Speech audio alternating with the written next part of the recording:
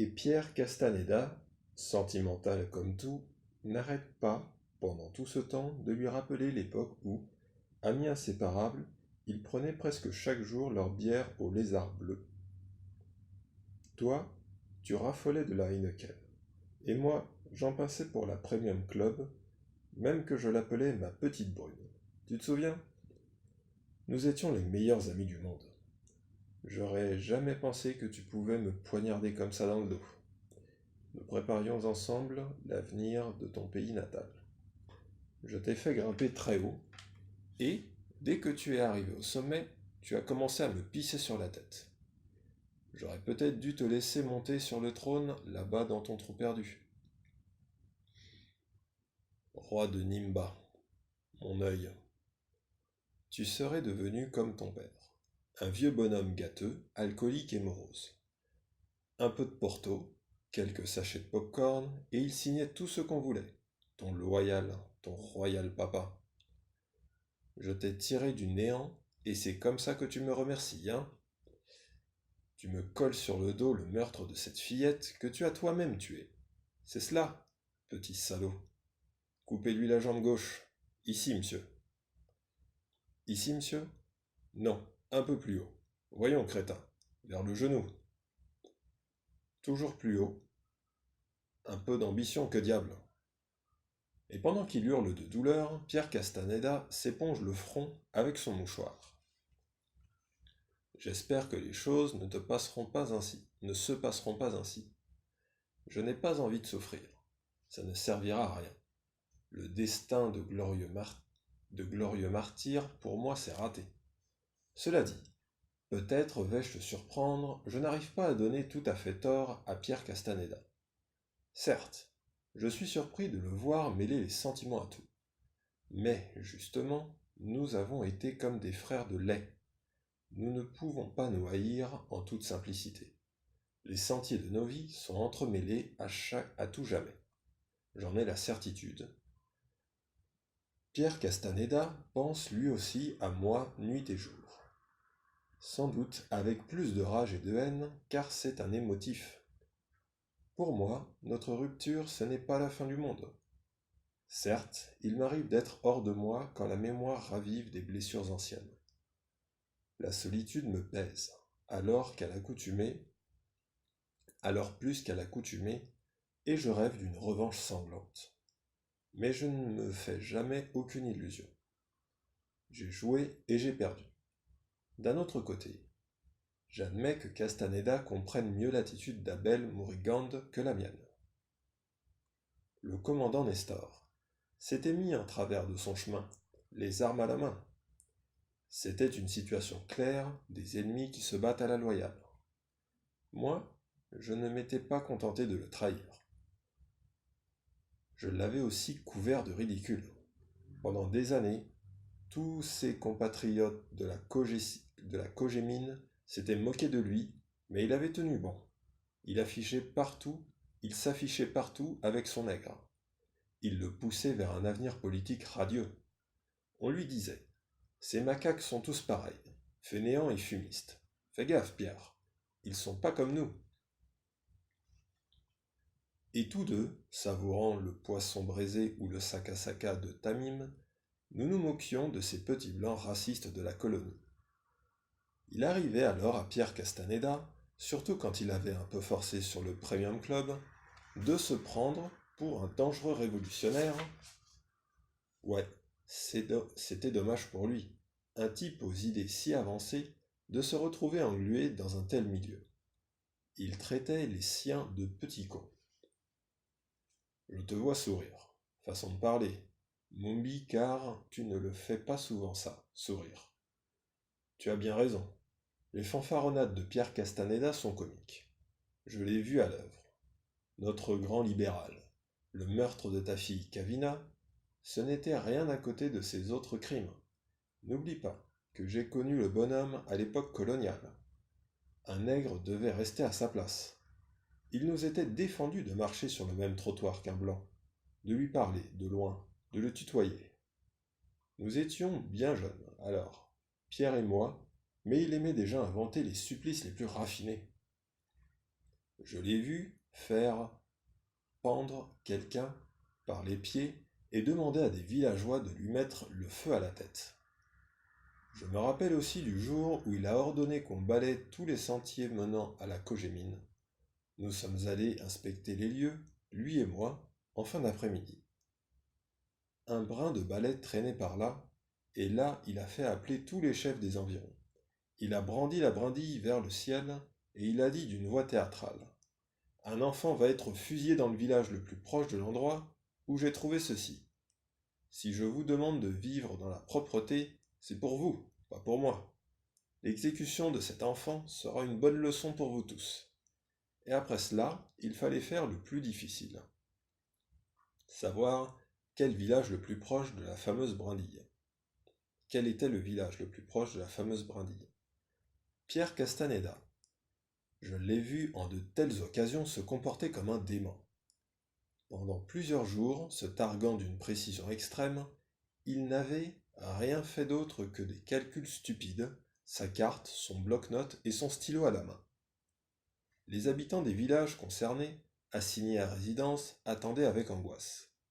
Mais lui, incapable d'admettre un mètre d'incertitude, faisait reprendre sans cesse les mesures.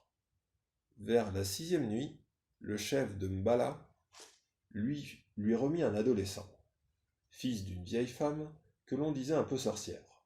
L'enfant fut fusillé sur la place publique du village. Le peloton d'exécution était commandé par un sous-officier sénégalais. À ce propos, une petite parenthèse, Mumbi. À mon avis, on ne parle pas assez de ces auxiliaires de toutes les armées coloniales, sombres bulldogs de l'Empire. Les basses besognes, c'était toujours eux. Quand je vois aujourd'hui leur pays tomber le torse et bomber le torse et se donner en exemple au monde entier, ça me fait rire. Ils sont marrants quand même, mes frères sénégalais. Et si vous commenciez par présenter vos excuses aux Vietnamiens, aux Malgaches, aux Algériens et à tant d'autres, ça ne serait pas mal, je trouve. Revenons à l'ami Pierre Castaneda. Tu parles d'un esprit éclairé. Je les connais tous, les petits secrets de l'homme fort de Marennes. Quand il est arrivé ici, il a fait comme tous les autres blancs, il couchait avec les jeunes filles en leur bandant les yeux. Et sais-tu pourquoi? Il n'était pas question qu'elles le voient nu. Ils le faisaient tous, d'ailleurs, la race des seigneurs. Pas vrai, mon petit Pierre? Et cette autre fois, où un chef de canton avait giflé son épouse, Hortense du Paquier, Pierre était en voyage en France. L'homme a été torturé à mort. À son retour, Castaneda était encore tellement en colère qu'il a fait exhumer le cadavre pour le faire fouetter devant tous les indigènes. Je ne t'apprends sans doute rien en te disant que cette Hortense du Paquier ne méritait pas tant d'infamie. Mais ça, c'est une autre histoire. Pas un seul jour de sa vie, cet homme n'a pensé que notre liberté était plus importante que l'or et le marbre de la Cogémine. Tu sais, Mumbi, ces grands mots, autodétermination, destin national, indépendance, indépendance mon amour, oh là là, ça faisait doucement rigoler Pierre Castaneda. Il n'a jamais pensé que nous pouvions nous occuper tout seuls de nos affaires, comme les autres peuples de la Terre. Et c'est pourquoi, jusqu'à ce que ses troupes et les miennes commencent à se tirer dessus, il a refusé d'admettre que j'avais vraiment envisagé de nationaliser la Cogémine. Dans son esprit, je voulais seulement le faire chanter. Je suis allé plus d'une fois à la Cogémine. C'est comme, chacun sait, la plus importante société industrielle de notre pays. Elle s'étend sur des dizaines de milliers d'hectares si on tient compte de ses exploitations d'or et de marbre. Et puisque le patron en est depuis plusieurs décennies Pierre Castaneda, la Cogémine est au centre de la vie politique nationale. Son emblème, un aigle noir prenant son envol, est connu dans le monde entier. Lorsque les étrangers en entendent parler, ils s'imaginent de somptueux immeubles se dressant au milieu de l'épaisse forêt africaine. La réalité est bien différente. Les bureaux de la compagnie minière sont en fait constitués de modestes bâtisses assez peu engageantes. Plus d'une fois, des hommes d'affaires venus de loin ont été frappés par le contraste entre ces locaux sommaires et ceux de la société dans leur propre pays. L'herbe sauvage poussait autour des bâtiments et il fallait sauter par-dessus des mares boueuses pour accéder à l'entrée principale. Dans les premières années, c'est pendant l'époque coloniale, des petits commerces s'étaient spontanément créés autour de la Cogémine. Des boutiquiers, installés dans des abris de carton, vendaient aux travailleurs de la compagnie des cigarettes, de la cola, du jus de gingembre et même des sachets d'eau glacée à la propreté douteuse. Les gargotes ont suivi et, quand les bars ont ouvert leurs portes, des prostituées sont arrivées. On les voyait souvent se promener au bras de jeunes ouvriers en combinaison orange et casques étincelants. Cela avait continué ainsi pendant des années. Mais peu de temps avant l'indépendance, le directeur de la compagnie se fit remplacer par Pierre Castaneda, jusque-là son homme de confiance. Pour une raison connue de lui seul, Castaneda fit détruire toutes les installations que je viens de décrire. À ses yeux, elles étaient illégales. Sans doute aussi voulait-il, par cette mesure spectaculaire, montrer qu'il était un homme énergique. En quelques heures, toutes les baraques furent jetées par terre, de même que les villages alentours. Certains de ces villages, vieux de plusieurs siècles, étaient fiers de leur passé. Tous furent rasés. Le périmètre de la Cogémine s'accrut considérablement du jour au lendemain. C'était un des buts de l'opération. Castaneda fit ensuite mettre de hauts barbelés autour de la mine. Les habitants de Nimba commencèrent à protester. Mais leur roi était l'ami de Pierre Castaneda. Il était aussi, on ne doit pas l'oublier, le père de Nzo Nikiema. L'affaire fut vite réglée. Castaneda était un homme prévoyant. Il recruta des jeunes villageois des tribus de l'Ouest pour assurer la sécurité de la Cogémine, qui se trouvait au nord du pays. Visage sévère, fiers de porter pour la première fois de leur vie des uniformes, ceux-ci patrouillaient autour de la mine, prêts à tout. Très vite, ils eurent des armes à feu. Ils aimaient s'en servir au moindre prétexte, et il fallut souvent les rappeler à l'ordre. Ils devaient constituer plus tard les troupes de choc contre la guérilla du commandant Nestor.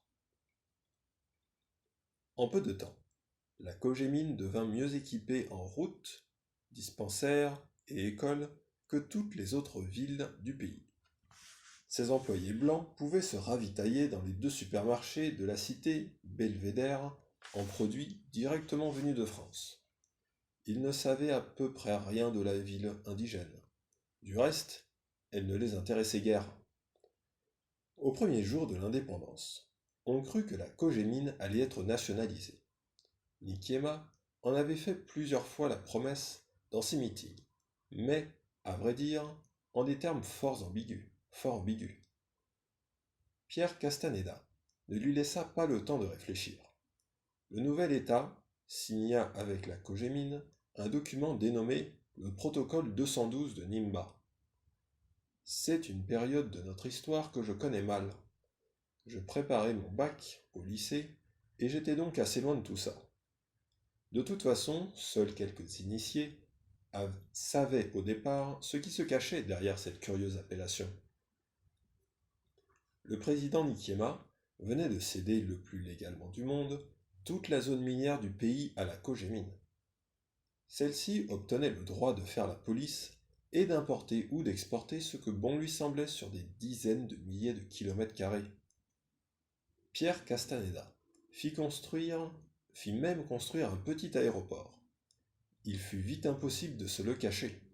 La Cogémine était devenue un État dans l'État. Il y eut des protestations ici et là, en pure perte. Mais dès qu'il prit le maquis, Abel Morigand réserva ses attaques les plus virulentes à la Cogémine.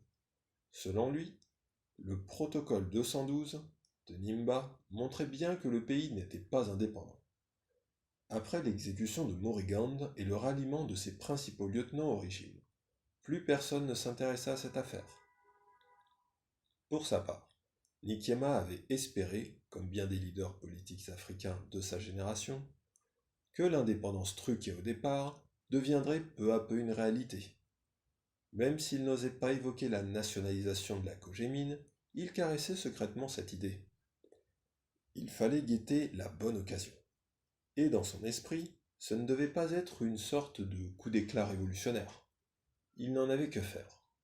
Mais loin de décroître, l'emprise de Castaneda sur la vie politique se renforçait sans cesse. Et Nzo Nikiema lui-même l'apprenait à ses dépens. Être un fantoche, ce n'est pas une affaire de tout repos. On attend tout le temps son heure.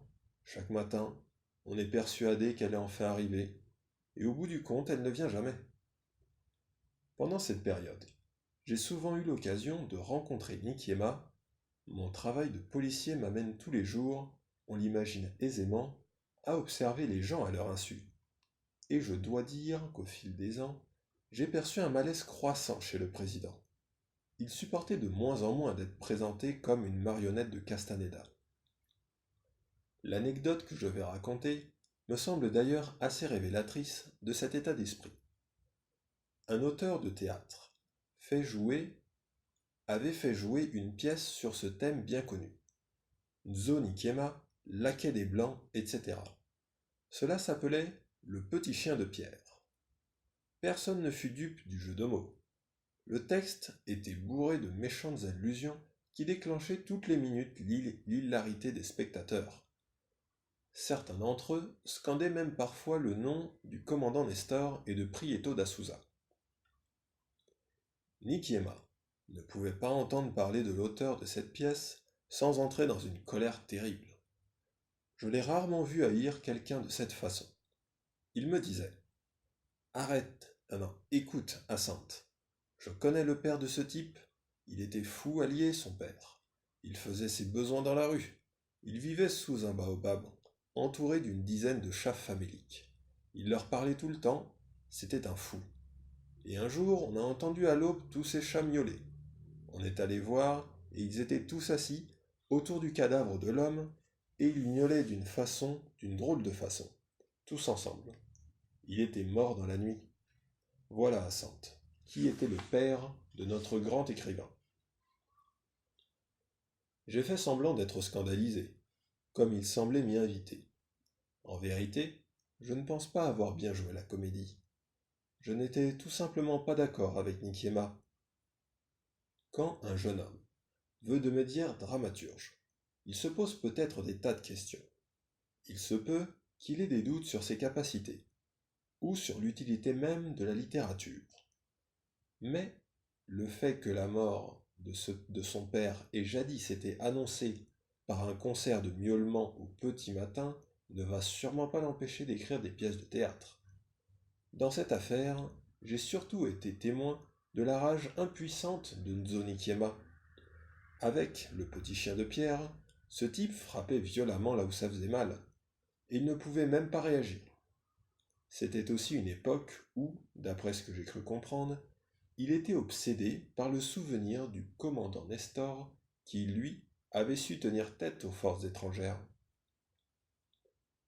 Ce point, la mort atroce du commandant Nestor, mérite, me semble-t-il, que l'on s'y arrête un instant. Malgré son goût tardif pour la confession, et je dirais même son désir de rester sincère en toutes circonstances, on ne peut prendre pour agent comptant tout ce qu'écrit Nikiema.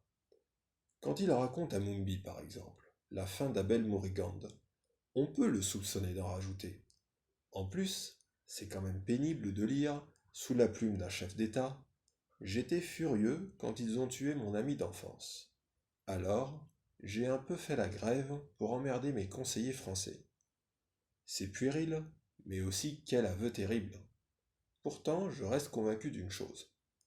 Nzo Nikiema enviait à Abel Mourigand son destin. Le commandant Nestor a connu de dures épreuves, mais ses souffrances l'ont en quelque sorte sanctifié. Pour nous tous, son image est celle de l'aigle royal abattu en plein vol. Et Pierre Castaneda ne se rendait pas compte de ce qu'il faisait en le précipitant dans l'Atlantique du haut d'un hélicoptère.